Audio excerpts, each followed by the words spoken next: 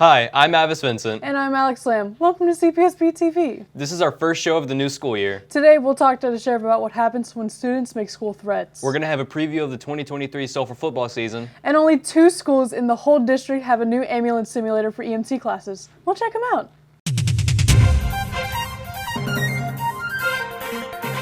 This is only our second week of school, and already a 15-year-old student was arrested in connection with several threats towards Calcasieu Parish schools. The LaGrange student was booked into juvenile detention center on 7 accounts of terrorizing. CPSB-TV reporter Michael Charles talked to the Calcasieu Parish Sheriff about the seriousness of making threats against schools. Hi, we're here with Tony Mancuso. Thank you for being with us, Mr. Tony. Absolutely. Thank you for inviting me. I'm here today to talk about the recent threats on the schools. How serious do you think it really was to the students' safety? Well, it doesn't matter really what the threat is. We take everyone serious, as if it was going to happen.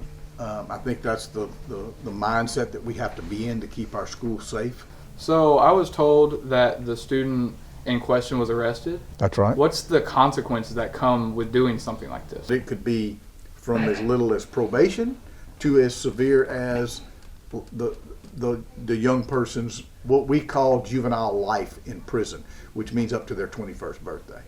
How did y'all find out who the person was? Well, I can't tell you all our secrets, but we have investigative powers that we use that we can find that information out.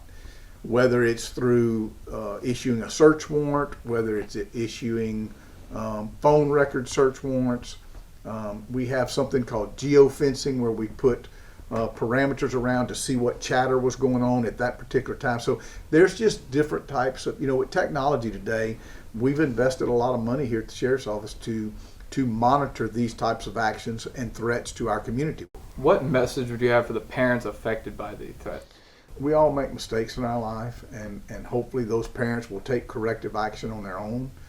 To the other parents in our community, we need to be very vigilant about talking to our young people about consequences of what can happen if you do this. The threats this week were made on social media and involved at least 6 schools in Calcasieu Parish. The emergency medical technician classes at Sulphur High School and College Street Vocational Center each have an amazing piece of technology. That's right, they both have a new ambulance simulator. Instructor Thomas Fontaine shows us what the simulator does. The simulator was just installed last week. We've been, Mr. Parsons over at College Street and I have been working to get the grant for it. We got the grant approved last year. So it's been a little process, about 7 to 8 months we've been working on getting it.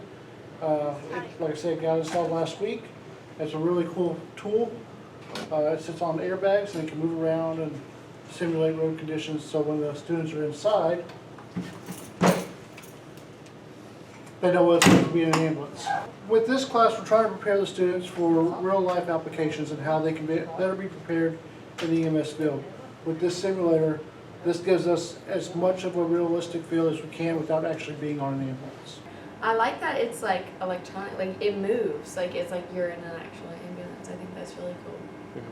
But I feel like being in this like situation, like where it's like you're not really sure and everything's moving and it's kind of like crazy and chaotic, it'll tell me in the future to like know what to do when something is like happening. I didn't expect to get it at all. I didn't know we had it until I came in here. But I think the lights are cool too. How it, like there's so many different things to it, and then like you have a suction thing in there. Like there's just so many things that like are like similar to an actual ambulance in there. It's a really neat tool. It's a very good simulation to prepare them for the ambulance this year in the EMT program that they're taking. They're going to have to do clinical ride times on an ambulance, so this will prepare them, know what to look forward to when they actually get on an ambulance in real life. The ambulance simulator will help future EMTs and paramedics get a head start on their careers. Here's a question for students. If you had to write a survival guide for high school, what are some things that you would include? Here's what some of you had to say. My name is Edmund, and we doing Edmund on the street video, you heard me? A survival guide about Sulphur High. Well, this is my first year here and I'm trying to survive too. But I think if you show up on time and you're respectful to your peers and your coworkers, you will survive this place because it's big, it can be overwhelming. My big thing is you show up on time, you got a chance to thrive. Get to your classes on time. You can't go to the bathroom too much because they're going to be on you. Don't wear hoodies because they're very strict about it.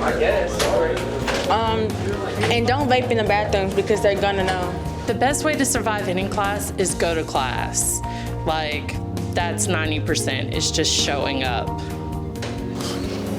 Get to your class on time. That'd be about it. Don't get a tardy. Don't show hate towards your teachers because they will hate you back. That's really how you survive. And then keep the good friends, always sit next to the smart kids because you can just ask them for the answers, honestly. Summer has ended and the leaves are changing colors. You know what that means. It's football season. Sports reporter Mason DePriest caught up with the Sulphur High School football team to talk about expectations this season. The Sulphur Golden Tornado football team is just a week away from the start of the 2023 season, and Sulphur football head coach Cody Garinger talks about the team's strengths. I would say our strengths are our overall intelligence. As far as offensively, our intelligence and our desire to work. So every single day, 6 a.m. reporting, every single guy's there, they're holding each other accountable. Garinger says that fans can expect to see passion at games this season. Passion is belief, emotion is feeling, and we want a passionate fan base as far as in our student section, in our overall locker room, and every single breath. Senior quarterback Addison Constance says that they will set the tone for the community. I'm excited for the season to start. You know, the community needs something to bond around, and we're going to be them people. We're going to set the tone, and we're going to give the community something to watch. Tour senior utility player Austin Babaz says the only goal is to win a state championship. The expectation is just to go win and play our best every game and overall win a state championship at the end of it all. The Tours are coming off a 4-6 season and missing the playoffs. Their biggest challenge this season is going to be their schedule. They will face powerhouses such as Destrehan, Acadiana, Karen Crow, and Sam Houston. I'm Mason DePriest, CPSB-TV Sports. The Tours are playing in a jamboree against the Lagrange Gators on Friday, August 25th at 7 p.m. Their first regular season game is against the Washington Marion Chardon Indians September 1st. Next ACT testing date is September 22nd. Do you think you're ready or do you need more time to study? Beth Benoit is the new testing coordinator at Sulphur High, and she says there are several ways that students can prepare for the upcoming ACTs. The ACT website actually has a study guide. There's different websites like March to Success where they can find free practice tests. Khan Academy is a good resource to find different ACT practice. Whenever you register for the ACT test, you can actually choose to pay for their practice, and on certain test dates, which are the September, April, and June test, you can actually order your test booklet with your answers, and that helps them to try to do better, see what their mistakes were, and how to do better the next time. Juniors all across Louisiana will take the ACT for free this upcoming March. With the new school year comes new school teachers. In this week's Who's New segment, meet the new English teacher who may just have the longest name at Sulphur High School, Jennifer Schwartzenburg.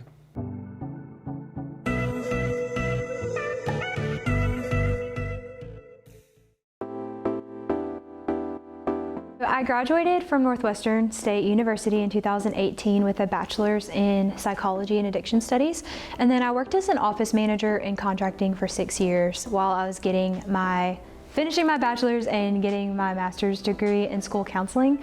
And while I was doing my field experience in school counseling, I spent a lot of time observing teachers and counselors and administrators, and I realized that I wanted to be a teacher. I went to St. Louis. I graduated in 2015, and I was a sweetheart, so I was on the dance team and I really loved that. But I was kind of reserved, and I honestly was a pretty apathetic student. I did what I needed to do. I did well in school. I really like to dance, and I know how to tap dance. So the biggest advice that I give to my students all the time is that education is the one thing that nobody can take away from you. Nobody can take the skills from your brain. Nobody can take the knowledge from your brain. And it's not always easy or fun, but it's always worth it.